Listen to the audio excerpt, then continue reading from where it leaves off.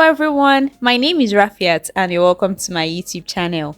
If this is your first time of stopping by, you're welcome, and if you're an old subscriber, you're also welcome.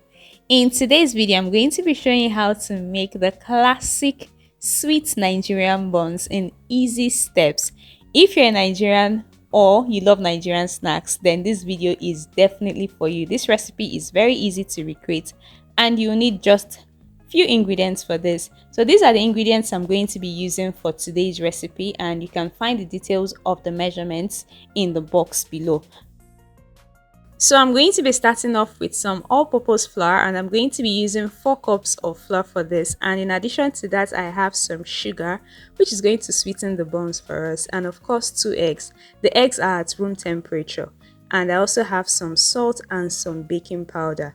Baking powder is the rising agent you need when making Nigerian buns. I also have some margarine, and feel free to use butter in place of margarine. That will work very fine. And I also have nutmeg. Nutmeg is going to add a lovely, classic and unique flavor to the Nigerian buns. And some milk as well.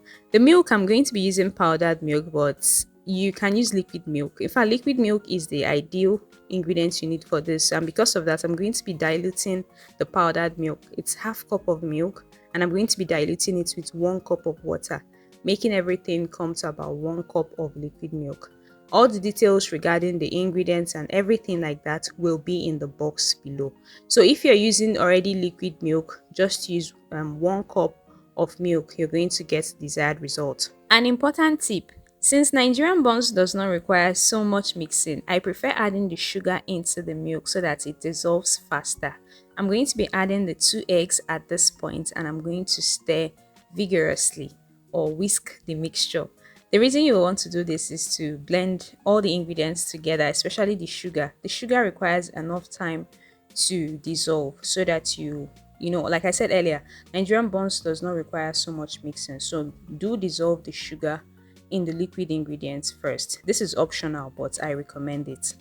And please, if at this point you've not subscribed to my YouTube channel, please do so, and don't forget to hit the like button on this video. Thank you.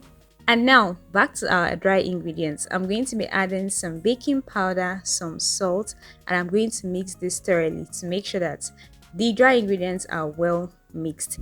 Then I'm going to be grating the nutmeg into this. Nutmeg is the desired flavoring you want to add to your Nigerian buns if you want to get the classic taste. This step is absolutely optional, but I'm going to be zesting my orange into this. This is going to add a really lovely flavor to our buns. It's optional, but you can also use any citrus fruit at all. You can use lemon or lime. You're going to get really good results, but it's optional. Other flavorings you can use are cinnamon. You can use cinnamon. Cinnamon is very nice in baking, so you can use cinnamon as well. You can use vanilla or anything you want at all. Feel free to do you, and feel free to enjoy your snack anyhow you like it. And now is the time to combine both the wet ingredients and the dry ingredients. And using your clean hands, you're going to start mixing both gently. At this point, you don't want to be vigorous. You're just trying to combine the ingredients together to form a nice looking dough. And you can wear gloves when doing this. You can do this with your clean hands, but I prefer working whenever I'm baking or making any pastry. I prefer working with my hands because more control, and so far your hands are very clean. You're good to go. So now I'm adding the margarine. Like I said, you can use butter in place of margarine. That's fine. You're going to get good results. So that isn't a problem as well. So what you're trying to do now is to bring the dough together. And as you're mixing your dough, try to stretch it up. That way, the ingredients are going to be well combined, and you're going to get a slightly stretchy dough at the end of the day. And the most important thing to note at this point is that the longer you mix the dough, the stretchier the dough, the softer the buns will come out. But if you don't mix for so long, your buns will not come out so soft. It's going to be the rock buns, the Nigerian rock buns. So it depends on how you like it. The longer you mix, the stretchier, the softer. So it depends on how you like it, okay? So feel free to do you. So now I'm just adding some vegetable oil into my pan for frying. And you're going to allow the vegetable oil to heat up. But before that, once the vegetable oil gets hot, I like to add onions because it's going to release natural and lovely flavor into the vegetable oil. You can also use ginger for this. Ginger is also very nice to flavor the oil. Or you can use plain oil, depends on how you like it, but I like my oil to be flavored. So I always do this with either onions or ginger. And once the onions are properly fried, you can go ahead and take them out of the pan. There's no need to fry the balls alongside the onions.